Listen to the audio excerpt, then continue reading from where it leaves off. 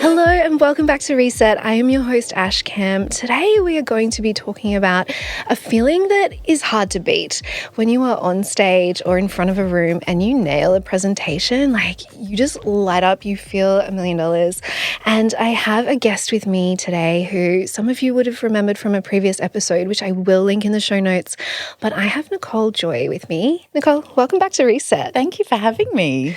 I'm excited to have you here. And today I want to cover a pretty broad range of topics. I want to talk about everything from AI to how to plan to be on a podcast, how to plan if you've got only 5 minutes before doing a presentation, all the things. But for people meeting you for the first time, can you just introduce yourself? Of course. So I am a speaking coach and recently I've added visibility mentor. Yeah, I love to that. the end of that, because it's not just about speaking on a stage, it's showing up online, on camera, as you said, on a podcast, on a stage.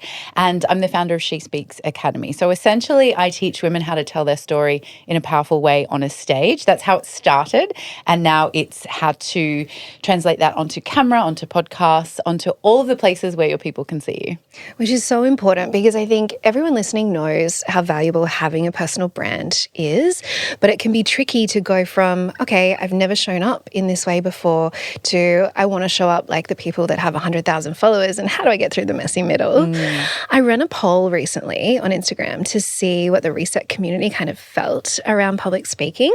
And so I've got the stats here. 29% said, I love it. Hand me the mic. Yeah. Yeah. 26% said, absolutely, no thank you, not for me. And 46% said, it depends on the topic and the audience, which personally I probably agree with. Like if I've had a bit of time to prep and I feel like I'm going into it with a bit of a plan and some confidence, then I love it.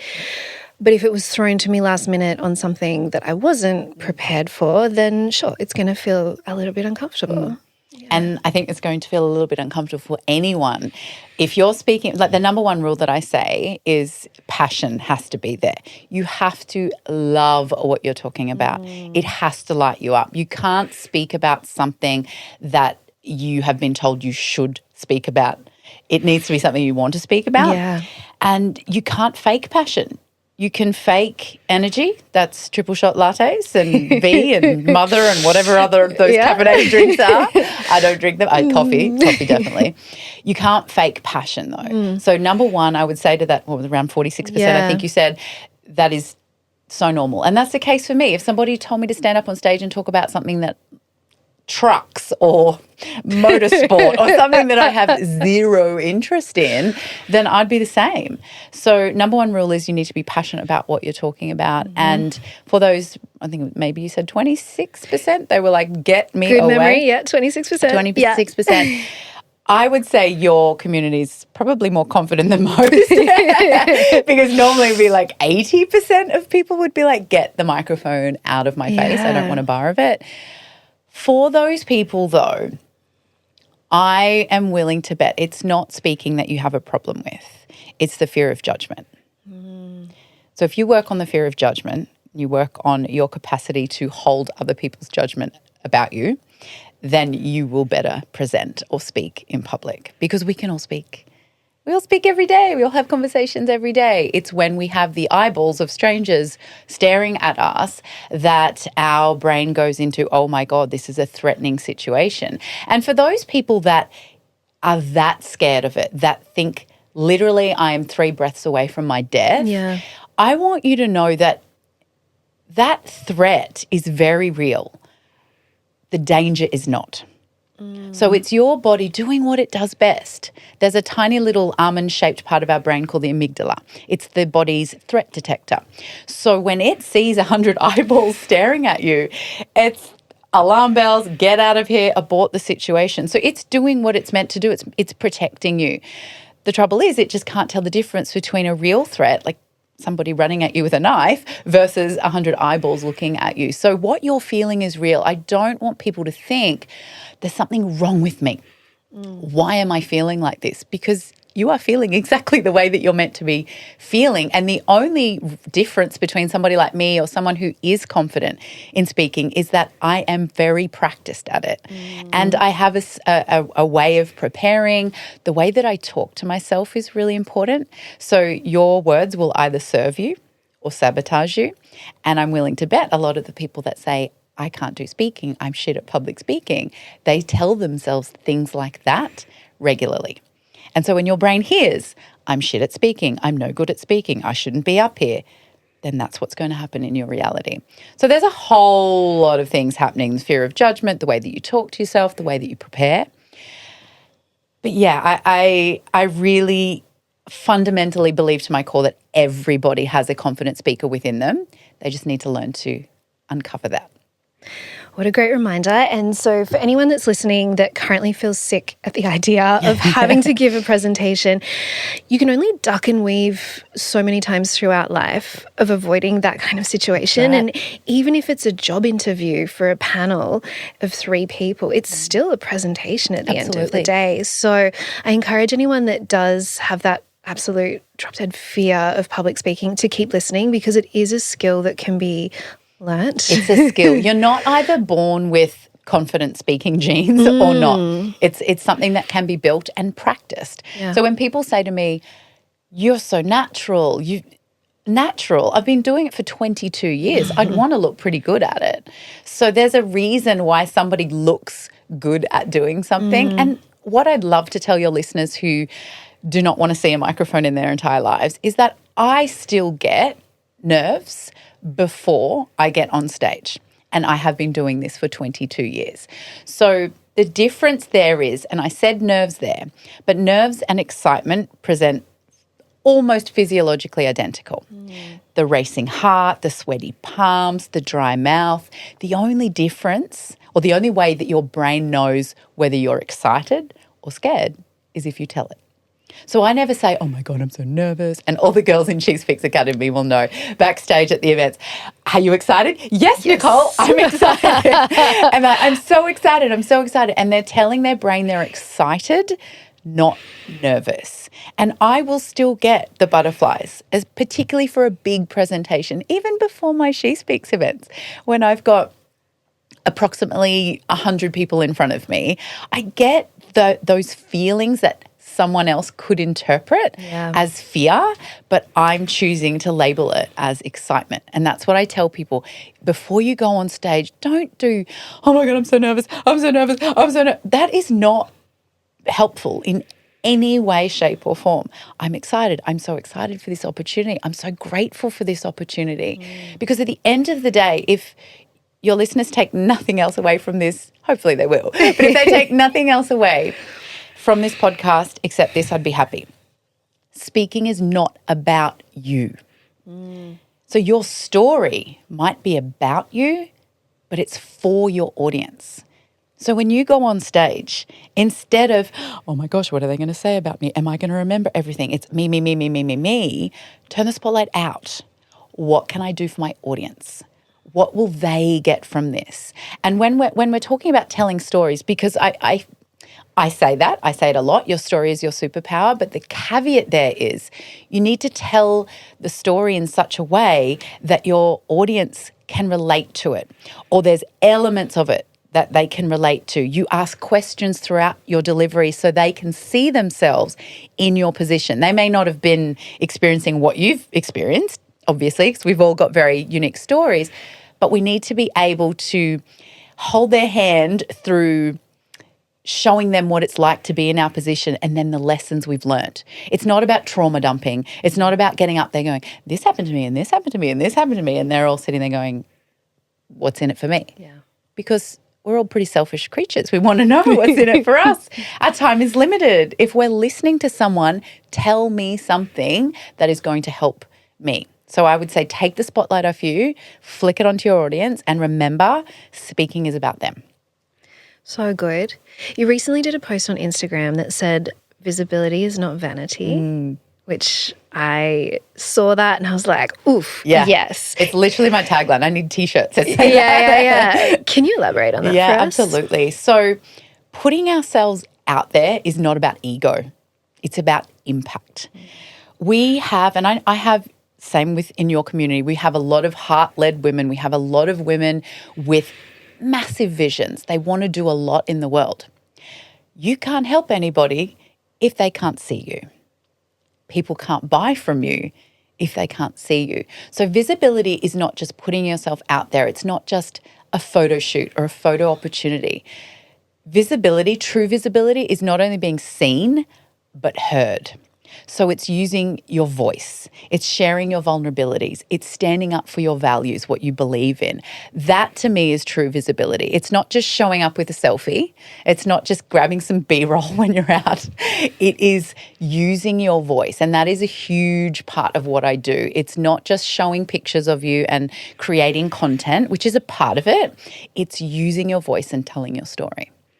Do you find that that helps people push past some of the fear? Because if you can push past this little bit of fear or this big bit of fear, but the impact that you can have on the other side is huge, it suddenly becomes so worth it. Yeah, my question would be, well, how much do you want it? Yeah. How much do you really care about the thing that you're doing? How much do you really care about helping other people? Because you can't help anyone when you stay hidden. And I would say quite confidently that avoiding the spotlight isn't humility. A lot of people are like, oh, I'm so humble. I don't need to be in the spotlight. No, let's call it what it is. You're hiding. And you can't help anyone when you're hiding. I work with a lot of female founders who are already established, who have already got a great business. But for many years, they've been behind the scenes. They've been pulling all the strings and orchestrating everything from behind the scenes. And my gentle, sometimes not so gentle push is to get to front of house. Get to front of house and become the face that they know. People don't buy from people they don't know. There needs to be that trust and likability there. And the fastest way to do that, even if we just remove stage for the moment, the fastest way to do that via social media or on our online platforms is online marketing. It's video marketing. It's showing your face. I read a statistic not too long ago that said viewers are 50% more likely to continue watching a video if there's a face there. There's a human face there. I think it was 2.5 times more likely to click on it and stop scrolling if there's a face there. So there's a lot for showing up and showing your face and speaking as well.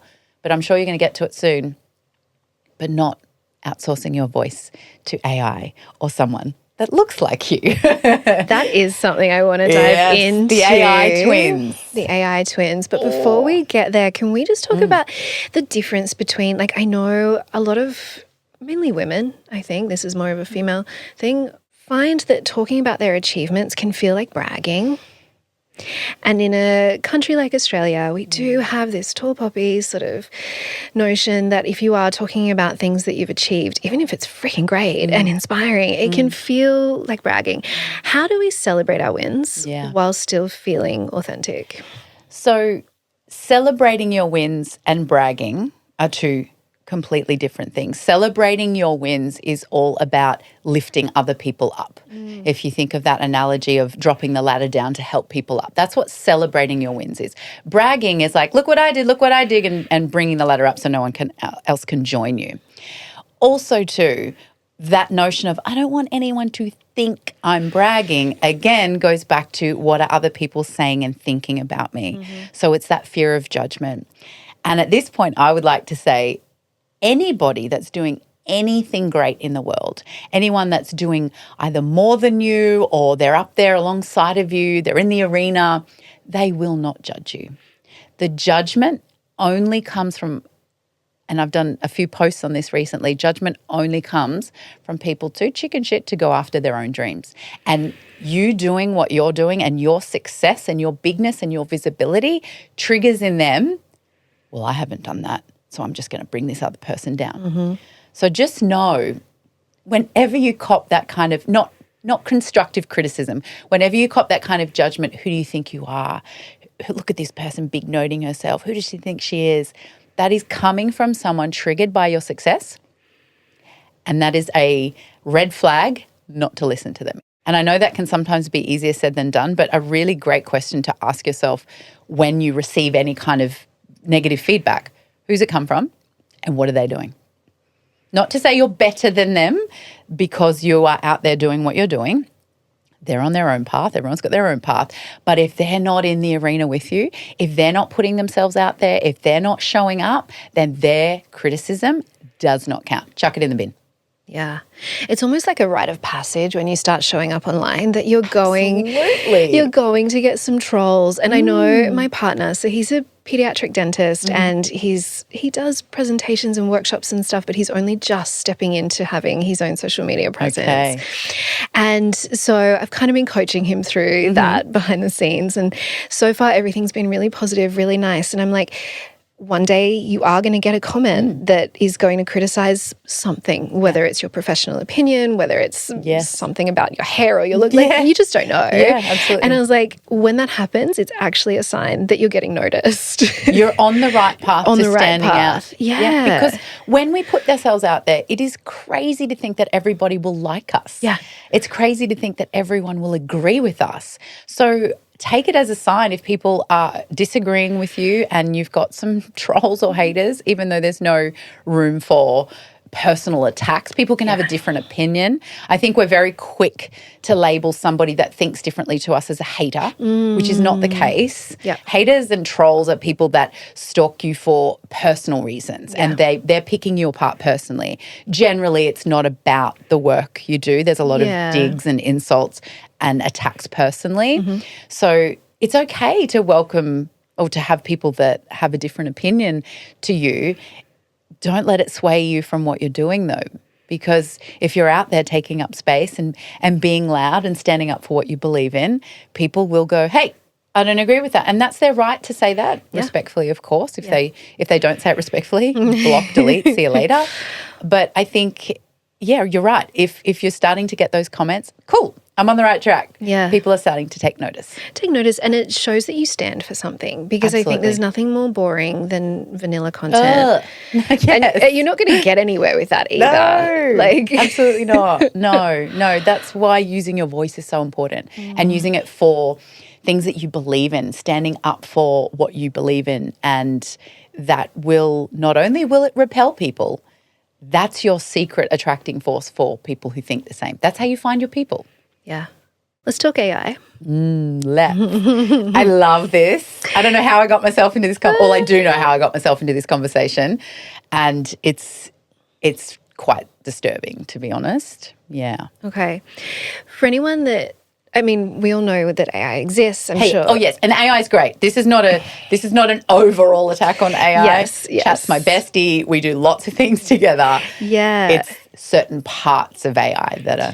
So for anyone who hasn't sort of seen like AI clones or doubles or things like that, can you just talk to us a little bit about what is currently possible, what you see happening, and why you don't love it? I really don't like it. So there's this concept, AI twins, AI girlies, and they are either a clone of you or a completely made-up person that will show up online and do all of your video marketing for you while you can, this is how the girls sell it, while you sit at home with your sweats and make $10,000 a day.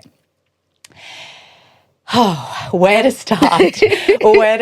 So I'll share with you the quote that started it all. Someone had sent it to me and I was looking at it. My mouth was like dropped the whole time, just going, this is not happening. And the quote was, AI girlies don't rest and they don't age. I bet you can guess how. We're triggered already. Right? It's like, So resting is a sin. Aging is a sin rather than the beautiful gift that it is.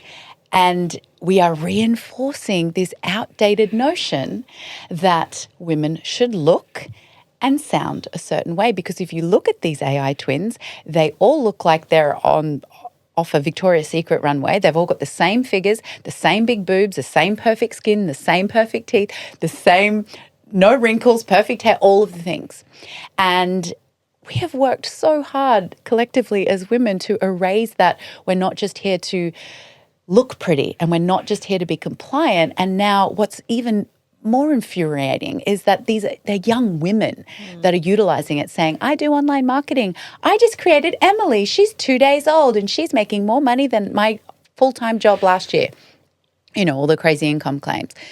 But it's so much deeper than that. It's eroding human connection. When we look at, and I encourage all of your listeners to go, just Google it and see what your body does viscerally when you watch one of these AI girlies, because the scene is crazily perfect. What they're doing is, I saw one the other day and she had an axe or a mallet or something, and she was destroying this vintage, beautiful, expensive car and laughing. Of course, she had like next to nothing on and just sort of laughing and giggling. And it was, you know that it's not real, even though it's a human in front of you or looks like a human in front of you.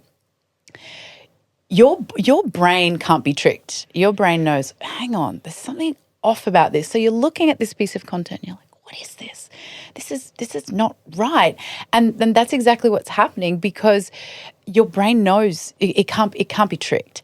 And so we've got these things called, I'm no scientist, by the way, so let me just put a disclaimer here. This is just from my own limited research from a girl who hated science at school.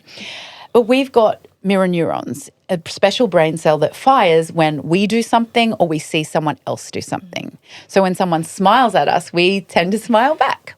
When someone gets hurt, say they stub their toe, even though we didn't stub their toe, we'll go, oh, because we know, right? The mirror neurons are firing. It's like, oh, we know what that feels like. When you've got this avatar, this generated image in front of you, our mirror neurons are not firing because we're like, this is not real. You may not know why, but over time, if we keep interacting with these fake images, our ability to respond to other humans diminishes or flatlines. And then, I mean, gosh, this is a whole podcast episode in itself, but the other disturbing trend is the AI girlfriends part, where people are creating these fake women online to do what they say what they want them to say at any time of day, look how they want it to look. And my question is, well, what happens when these men go out into community and come across strong women that have boundaries, that say no, that know what they stand for? There's not many ways that that's going to go. It's not going to go well.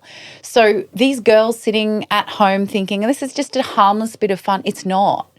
And AI is not coming, it's here. Yeah. So we have a responsibility to train it because it's a machine. And I am by no means an expert in this space. Dr. Nikki Sweeney, and I'll give you her information so you can link in the show notes. Yeah, great. She is a pioneer in this space of leading AI ethically and making sure that we don't just keep repeating the mistakes of the past.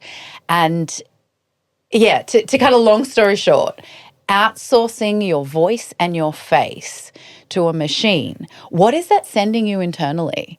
I'm not good enough to show up. I'm not perfect enough. If you've got daughters, you're about to become a mum, what are we sending to our daughters? No, you don't need to show up. We just need these perfect versions of us to show up. We are normalizing perfection. And so then when we look in the mirror and we see, heaven forbid, a wrinkle or a roll or a bit of fat or whatever it is, a flyaway hair, we go, oh, not good enough to show up on camera today. Yeah. So in a weird way, I'm grateful for it because it makes my mission emblazoned on my heart that little bit more of why it's so important to use your voice, why it's so important to connect with humans via storytelling, with humans in a one-on-one setting, in a 3-to-1 setting, in a 1-to-100 setting. Get comfortable with standing in front of humans, because if we don't actively pursue that, we are going to lose it. Yeah. So it's much more than become a speaker. I know this sounds dramatic, but it's protecting humanity. It really is. It's making that connection sacred and not losing it. So it's something that women need to also look into. AI is typically used, I can't remember the stats, but I want to say around 30% of users are women. Okay. We need to change that. Funnily enough, the stats in speaking's the same. Around 30% of professional speakers are women. That means 70% are men. There is so much space for us, ladies. There is so much space for us in the AI world to make sure that it doesn't go down that absurd, complacent, pretty, compliant woman that we've tried to change. And there's so much space for us on a stage and speaking and taking up space. For anyone that's listening that thinks like, okay, that version of the future is scary, not keen for that, but I see an opportunity that if I am brave enough to keep putting myself out there as a human, then it's actually potentially going to become easier and easier to stand out. Absolutely. So for anyone that's like, okay, that's me, I'm inspired, how do I get started and push through that cringe kind of phase? Like you and I know when you first start showing up online, it is awkward. And I don't know about you, but my biggest fear of judgment came from the people that I went to school with or my auntie or like people that I wasn't actually showing up online for. You're not there for them. You're not there for them.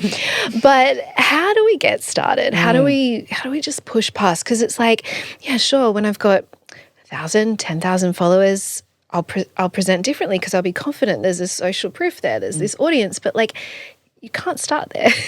Exactly right. Oh my gosh, there's so much to unpack there. So thank you for bringing that up. It's such a juicy question. So first of all, if we're saying, oh, it's really hard to show up if I've only got 10 followers, 15 followers, 20 followers. If you were in a room with 10 people, 20 people, 50 people, 100 people, would you dismiss them? Absolutely not. There's still people. There are humans on the other end. Whether you have 15, 20, 200 followers, they're still humans. So that's that first one. I want you to know you might see a number under your followers, but that number represents a human.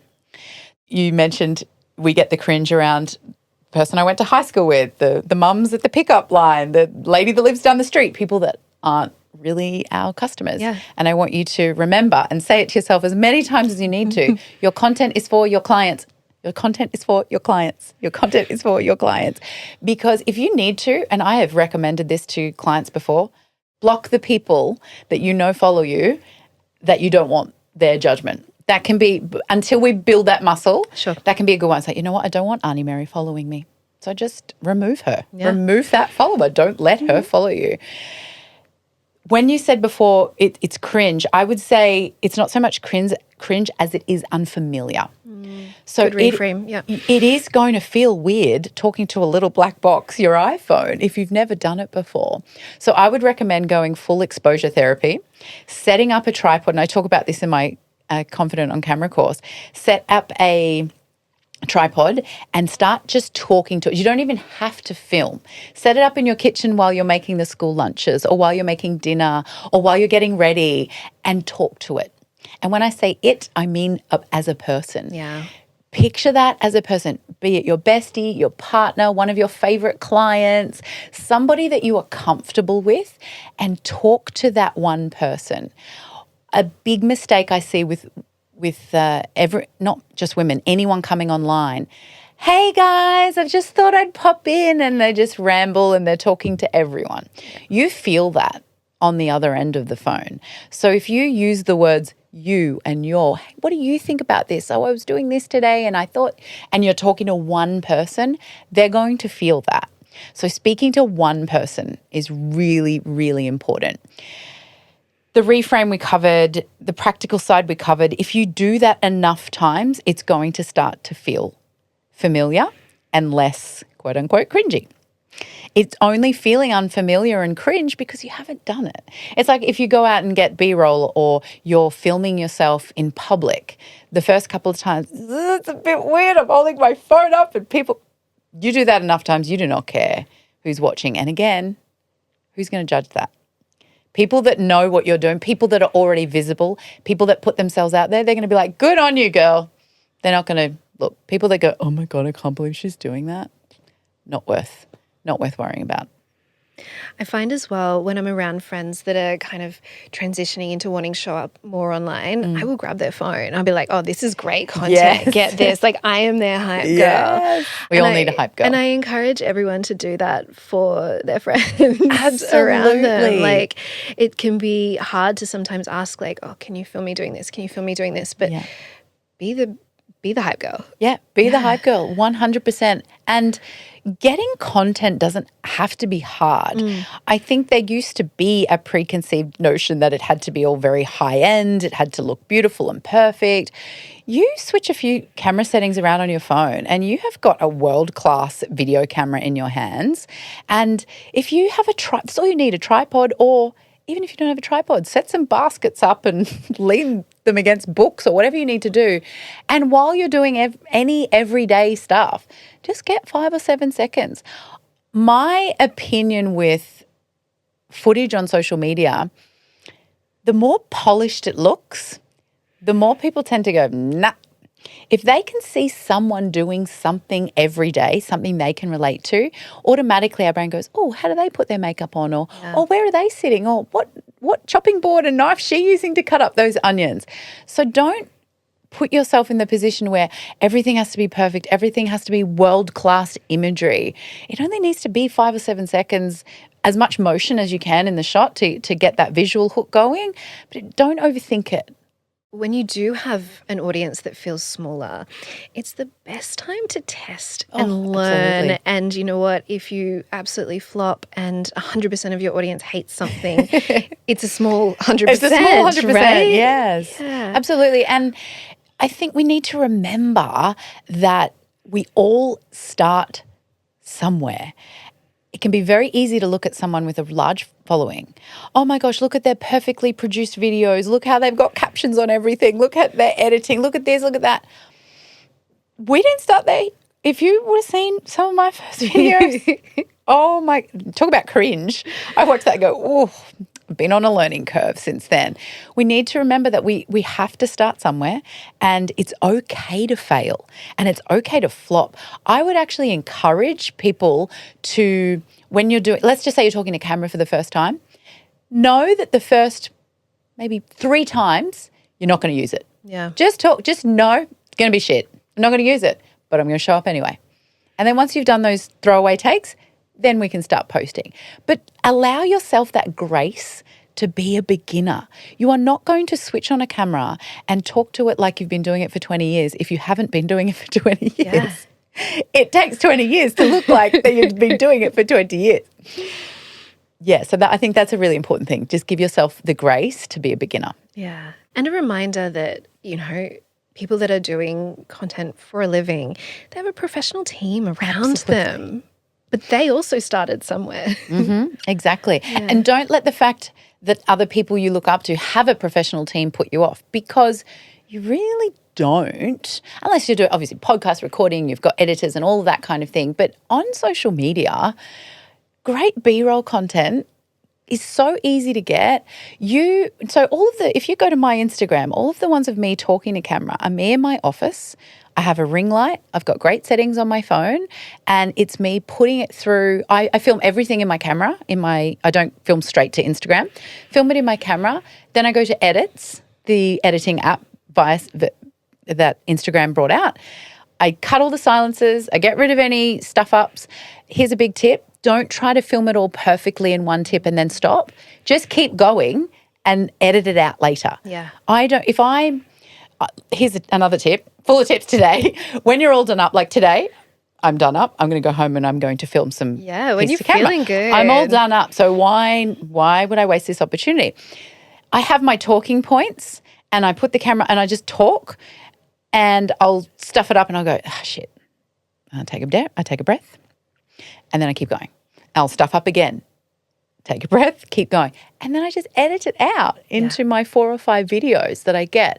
You don't need to show up perfectly. You don't need to know it word for word. Mm-hmm. I would actually say, whether on camera or stage, trying to remember something word for word is actually the thing that will derail you. Because when you stuff up, when you stuff up, that will then derail your entire talk.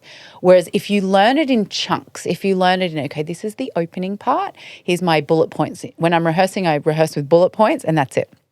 I draft out a talk, if I'm and this is what I do with my clients as well. I draft out a talk, but then I chunk it all up for them and give them bullet points and go, okay, go retell that story, and they're your only 3 points you're going to see, and just see what comes out.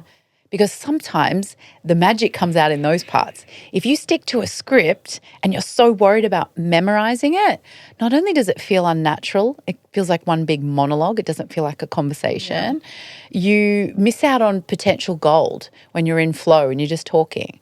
That's when you get the good stuff, is when you're not tied to a script. So a loose script is there to start off the scaffolding, and then we break it down into chunks. Let's dive into that a little bit then. So if someone is given an opportunity to speak maybe on a panel, maybe as a podcast guest, maybe they'll be given some questions in advance. Yes. How do you recommend preparing for that without sounding scripted? Because as you said, things don't always go to plan, and it is going to derail you if you're trying like word for word. What do I say next? Absolutely. I actually had a client not long ago that she was invited to be on a panel, and she gave me the questions, and then she said, I've filled them in and I looked at the answers and I was like, this is like a brochure. It was like a piece of literature. It didn't feel like her, and I knew this client very well. So then when we hopped on our one-on-one call, I said, all right, I'm going to ask you the questions now. I just want you to riff to me. And the answers were completely different. So not only did I tell her I want you to answer the questions verbally. So a mistake that I see, whether you're sitting down to try and write a talk or answer questions that you've been given, is you'll write them. Now, when we write things, we change the way that it would normally come out of our mouth to sound, we all do it, to sound more professional. So if you've been given questions, my tip is to voice note yourself. So have the question in front of you and then just riff, voice note, see what comes out.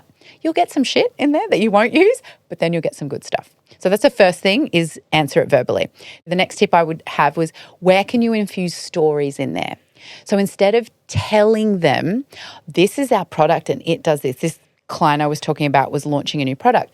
Instead of telling them why they need the product and all of its benefits and features, I said, what real life stories, because she belonged to that industry, what real life stories do you have that you can then relate to the audience about why this thing will work? And she was like, oh my gosh, yeah, I got heaps of stories like this. That's what you start with. And when you're on the panel, when you're on the podcast, more so for panels, because we don't have an audience here, but more so for panels, don't just look at the person who's asking you questions. Yeah. There's a whole audience there. Have that engagement. It's one of my favorite sayings I teach my clients is less presentation, more conversation. Let's just have a chat. So stories, make sure you've always got stories to back up your points, and answer them verbally to get the good stuff out. Don't try to sit down and write a perfect answer, and don't use ChatGPT unedited. So I said before, chat is great. I love chat. It's counselor, therapist, business strategist, so good. What we've come up with in the last few days has been mind-blowing. But I never, ever, ever take the first answer. One, I've trained it. It knows me, but you get an answer and you do not copy and paste. I've been to so many events where you can clearly tell it's a copy and paste, or we see it in people's captions. We see the copy and paste. So allow it to do what it does best, but then you have to add your humanness into it. Really great tips. And I think, as you were saying earlier, you can kind of tell visually if it's an AI girly. Mm-hmm. You can tell when you're reading content. Absolutely. You can tell. And even if people have taken out the long dashes, long dashes, people still leave those in. But even if that is gone, you can tell if it's got that passion and that personality. And I know some of the bigger podcasters like Steve Bartlett, he's talking about he is intentionally leaving in typos and things now in his LinkedIn posts to make sure that humanness. So you know how you can tell if it's not AI? There's a story in there. AI can't tell your stories through speaking or through words. Yeah. It can't. So and even look, you might get chat to fix up a little bit of your caption, but open it with a story. That's when you know that it's not a ChatGPT copy and paste. There's an actual human story in there. I will be forever a champion of stories because that's how we keep our humanness alive and that's how we connect. We're wired to hear stories over statistics and lists and facts. Yeah. If someone's in a work setting and they're given a really short amount of time, like, hey, we've got a meeting in 5 minutes. Can you come and present on that project that you're working on or something like that? And the time frame is short. How do you recommend they prepare so that they don't just go in and verbally spray all over the room? Great question. Know that you don't have to do it word for word. If somebody has just said to you, hey, can you present on this in 10 minutes? Nobody's expecting a word for word perfect memorization. So one, remove that expectation and then give yourself the structure. So your opening needs to be something that they are going to relate to. So when I say stories, it doesn't always have to be a personal story about you, about your past. It can be something that happened that morning, something that happened last week, something you saw on the news, a case study from a well-known business or a project. See if you can grab something that's happened that you could conversationally share with everybody that has something to do with your main topic. Don't open up with, thanks for being here. We've got this many KPIs to hit. Don't start with that. Everyone will glaze over. So try and get a story that will illustrate the main message that you're trying to talk about. Then don't go more than 3 points. The human brain cannot take more than 3. 3 is good. We chunk everything in 3. We memorize things in 3. So don't go more than 3. And be okay with, and everyone will be okay with you doing it too, looking at your notes. So write that down and go, this is the first one I want to hit. This is the second one. After you've hit your first one, go, okay, all right, great, cool. So second, blah, blah, blah, blah. Go back to your note. 3, okay. You can do that on a live or an Instagram video as well. Don't think you have to know everything. It's fine. Like when I do masterclasses, I go, I'm just going to look at my notes. Cool, done everything there. Awesome. Next. Nobody cares that you're doing that. So really release that this has to be perfect. So we've got our opening story. We've got our 3 points. Be really clear on what action, generally in a work setting or a corporate setting, there's an action that you want people to take. Be really clear. Don't be ambiguous about that. This is what we need to do after this meeting. This is the report I need you to read, or this is the link I need you to find. Whatever it is, be really, really specific. And if you can, maybe not in 5 to 10 minutes prep time, but if you can, always close the loop, which means go back to that first story, go back to that first analogy, whatever it is that you shared, and tie it all back in. It's like putting a bow on a present. It always looks a little unfinished until it just has that bow. So closing the loop, and then everyone feels like, cool, this is done. There's nothing lingering. We can move on to the next step. Yeah, great tips. And you support a lot of really high achieving women, whether they're entrepreneurs or intrapreneurs, driven in their careers. You do VIP datas now, which I think a lot of people listening are probably like, oof, I could benefit from that. Talk us through what a day with you looks like. These are my new favorite things to do. We can get so much done. And generally the women that I work with, like you mentioned, are high achieving. They're already successful. They're time poor. So they don't have 2 months to invest in the She Speaks Live program. They want it yesterday. Yep. So in a day, we can do that. So we kick off with a 90-minute call beforehand, and that's when I want them to just dump all of their story on me, all of their messaging. What do you want to be known for? What are the stories that make sense for you to share? So there's a lot of talking on their behalf in that first session, a lot of typing by me, and that's where I kind of see, okay, what's the main threads here? What's the stories that will work? And when I say stories for stage, it's not just for a keynote. Some of them are preparing for a keynote. Others just want this fully tailored, okay, here's my keynote if I ever need to present it. But let's double up on that content and use it in our social media. So it's really important to be clear and have this consistent message, whether you're on camera, whether you're on stage. So the beginnings of that happen in that kickoff call. And then on the actual day, beforehand, I will have started writing out the talk loosely just to see what they think of it and if it's vibing with them. The first third of the day is generally around that talk where we're back and forthing. I'm writing, they're up talking. I get them to pretend they're on stage. I'm like, just start talking and see what comes out. And I'm typing. So it's a real collaborative effort. And then the middle half of the day is more on their actual presence and delivery. So we'll get parts of their talk that I will say, okay, look over it for a bit. Even if it's 1 or 2 sentences at a time, start delivering. And I will be able to give them real-time feedback of how to project their voice, how to use a pause effectively. What's their body language doing? What's their energy like? So that's more around the physical side of delivery. Then included in that, we do a little mini shoot with B-roll and iPhone. I used to be a photographer, so I can take some. Is there anything you can't Yeah, do? I've done a few things. I love that little value add too. So we get heaps of B-roll, we get some beautiful photos. And then in the final session, we really look at positioning them in the market. So that's carrying that message from their keynote into their social media content. That is looking at, I have a framework that I call ICON. So this is the 4 different types of content. I is for insight. So that's really thought leadership over trend following. So what kind of insights can you offer as an expert in your field? We've got C, which is for capturing their attention and your credibility, showcasing your credibility. So whether that's client testimonials, whether that's you doing the thing, you on stage if you're a speaker. O is for offers. So that's really figuring out, okay, what are we selling here? You're on social media, you want to be making money. We want to make money. We want to monetize our message. So helping them kind of figure out, do we have a flow? Like I've got a lady it's more of a passion project that she's working on now. So there's no real business offers. Like it's not a coach, there's no container, but she does have supplementary products to what she's talking about. So we mapped out, okay, this could be your lead magnet. Now this could be your low ticket offer. And now we're going to go into this. So it's a bit more business back end. It's using all my experience in business there to monetize their message essentially at the end of the day. N is for nurture. So how do we nurture our audience? How do we teach them? How do we inspire them? How do we give them value?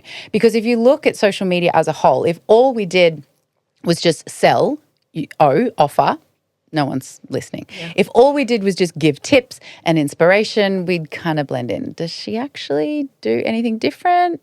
If all it was just insights with no offering and no nurturing, it's like, oh, this person thinks that they're the expert and they know what they're talking about. If we don't show credibility, do then they believe us? So all those 4 types of content are really important to have. So I map that out with them, monetize their message, and then we have a 90-minute call after the fact, maybe 2 to 3 weeks later, so they can have some practice time. They can deliver a bit more of their talk, or we can finalize any of the offers, any social media stuff that they might need help with. And, in the day too is camera confidence, little mini masterclass as well. So basically what I teach in 2 months in a day. Yeah. It's a lot, but they walk away with that one-on-one feedback from me, which is invaluable, and it's all done in a day. So if you don't have 2 months, this is the next best thing.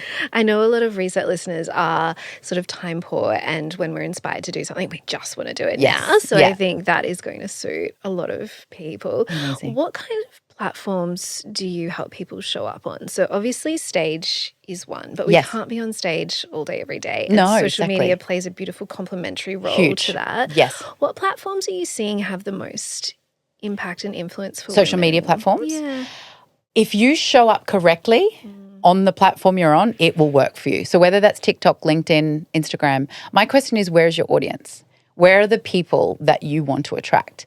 I talk to the women inside my programs a lot about LinkedIn, because if you want to get into that corporate space of speaking, you absolutely need to be present on LinkedIn. However, I see people doing exceptional things just on TikTok, just on Instagram that aren't on LinkedIn. And that brings me back to that first point of, if you do it correctly, you will stand out. You will become the go-to. You will be impossible to ignore, because you are hitting all of those different types of content. You're visible, you're showing your face, you're sharing your voice. So wherever you are, if you're doing all of the things, I think you're going to stand out, because like you said, we can't be on a stage every day, but the way you show out on social media is going to dictate whether you get the podcast invitations or the speaking invitations in the first place. And even being guests on masterclasses. What I would love your listeners to start thinking about and changing their maybe the way that they view speaking is you don't necessarily have to, I just did a reel on this yesterday, you don't necessarily have to speak as your business, drop everything and just be a professional speaker. But what I would love women to start thinking about is speaking for your business. So getting in the rooms where your ideal clients are. One strategic placement in a room full of your ideal clients can be worth more than 6 months of you posting on social media. Yeah. If you're in a room full of 100 women, you get to present for 30 minutes and then you get to point them to your lead gen or you get to share your offers with them. Say you've got a $2,000 program, 2 people sign up. You just made $4,000 for 30 minutes for a couple of hours of your time. You may not be getting yet. You can do both. You can get paid as a speaker and get your clients to be paying you as well. But I think that's an incredible way if you're just first starting out, get into those rooms, get on the panels, get on the podcasts.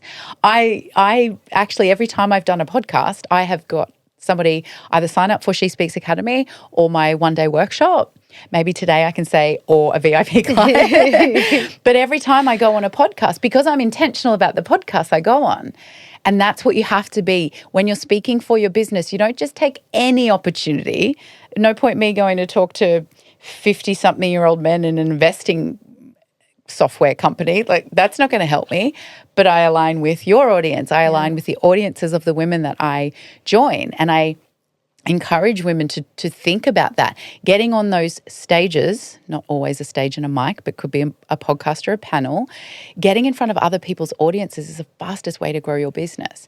And if you are prepared, if you know what your story is, if you know what your message is, if you know what you want that audience to walk away with and you've got a clear call to action, it's win-win. Yeah.